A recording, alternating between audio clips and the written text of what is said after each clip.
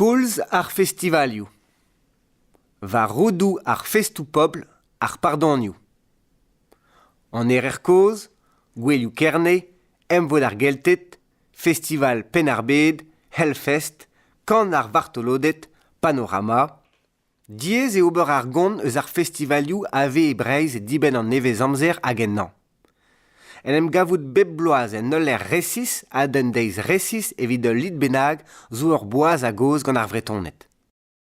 Ouzpen ar gwelioù pop tro-dro da labour douar ad ar vuev ar vor e vezeie lidou religiel evel ar pardonioù, ma oa techet darn da vwesoni. Hag elixir. Koulskoude ar festivalioù braz zo er vro bremañ zo bet savet kentor divar patrom elixir, ur festival rock savet e 1993 divar levezan ini Woodstock stadoù unanet. Miliadou a dud a veze tolpedenno da velet a da gilaou sonerien brudet dre ar bed a bez.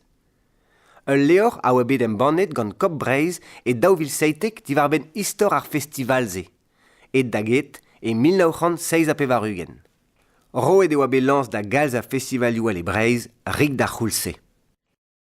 Estreget ar zonerez a zo. Niverus tre eo ar festivalioù savet tro-dro d'ar zonerez. Sonerez en gounel, eus breiz pe eus lec'hal, pop, rock, jazz, blues, metal, kan, hen sonerez, temoual a gaver koulskoude. E osti, bouet, plant, loenet, micherioù, bigi, arzouneusia, cinema, sportou, lenegez, glad istorel, stourmou ekologel pe sokial.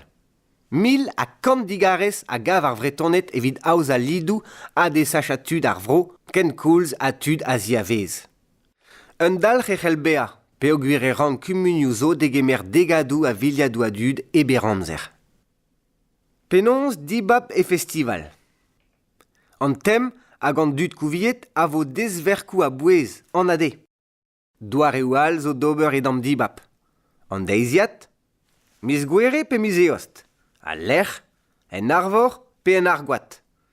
En ur ger vraz pe un an vihan.